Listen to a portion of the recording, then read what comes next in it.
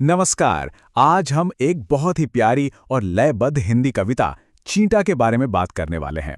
पर यह सिर्फ एक कविता नहीं है, ये असल में एक खेल गीत है जो हमें मेहनत और तैयारी की एक छोटी सी मजेदार कहानी सुनाता है। तो चलिए साथ मिलकर इसे समझते हैं।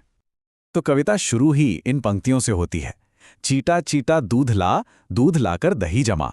सुनते ही एक रिदम बन जाता है ना, और चीटे को फौरन एक काम सौंप दिया जाता है। यहीं से उसके कामों की एक लंबी लिस्ट शुरू होने वाली है। जैसा मैंने कहा, ये एक खेल गीत है और ये जानना बहुत जरूरी है, क्योंकि इसी से हमें इस कविता की बनावट और इसका असली मकसद समझ में आएगा। तो सवाल ये है कि आखिर ये खेल गीत होता क्या है। जैसा कि यहाँ बताया गया है, ये बच्चों के लिए बने गीत होते हैं। इनकी भाषा बहुत आसान होती है, लय बहुत मजबूत होती है और अक्सर एक ही बात को दोहराया जाता है, और इन्हें ज़्यादातर खेल कूद के दौरान इस्तेमाल किया जाता है, जिससे ये और भी मज़ेदार बन जाते हैं। चलिए अब वापस हमारे चीटे पर आते हैं।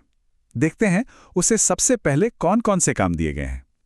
ये जो पहला हिस्सा है, ये सब कुछ खाने पीने की तैयारी के बारे में है। मतलब एक तरह से स्वाद की खोज।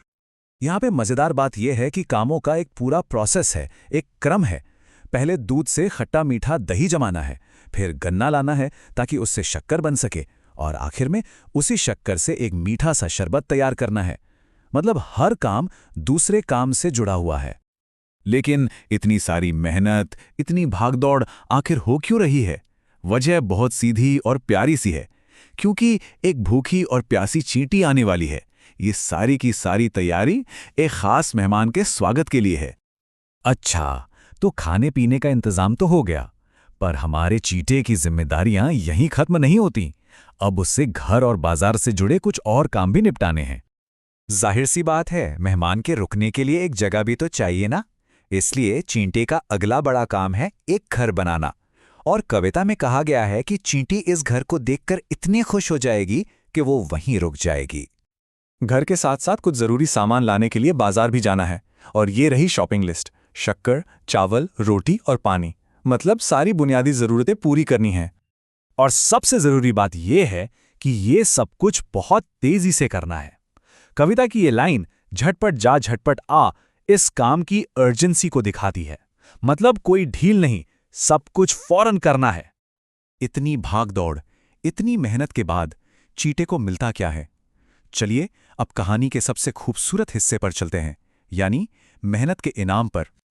तो सोचिए, जब चींटी आखिरकार पहुंचती है और वो ये सारी तैयारी देखती है, दही, शरबत, नया घर, बाजार का सारा सामान, तो वो बहुत बहुत खुश हो जाती है। हमारे चींटे की सारी मेहनत समझो सफल हो गई। और चींटे का सबसे बड़ा इनाम क्या है? वो ये लाइनें बहुत खूबसूरती से बताती हैं। चींटी उसकी तारीफ करेगी, उसके गुण गाएगी। ये जो सराहना है, यही उसकी मेहनत का असली फल है। कितना प्यारा इनाम है। इस पूरी कहानी को सुनकर मन में एक सवाल आता है, इस मेहनती चींटे का धन्यवाद कैसे किया जाए? और ये सवाल हमें कहानी से निकालकर असल जिंदगी की तरफ ले जाता है।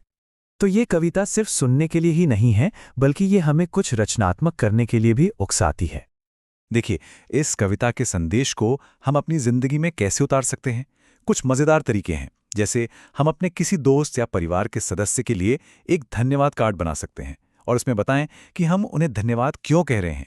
या फिर चींटी ने जो जो काम किए उनकी तस्वीरें बनाएं और उसके बारे में कुछ लिखें। तो कुल मिलाकर ये सरल सा खेल गीत हमें एक बहुत ही मजबूत संदेश देता है। हमें मेहनत की कदर करनी चाहिए और दूसरों के प्रयासों के लिए हमेशा उनका आभार जताना चाहिए, उन्हें शुक्रिया कहना चाहिए। और हम आज की ये बातचीत इसी सवाल के साथ खत्म करते हैं। जरा सोचिए, मेहनत और मदद के बारे में ऐसी और कौन सी कविताएं या गीत हैं जिनसे हम सबको प्रेरणा मिल सकती है?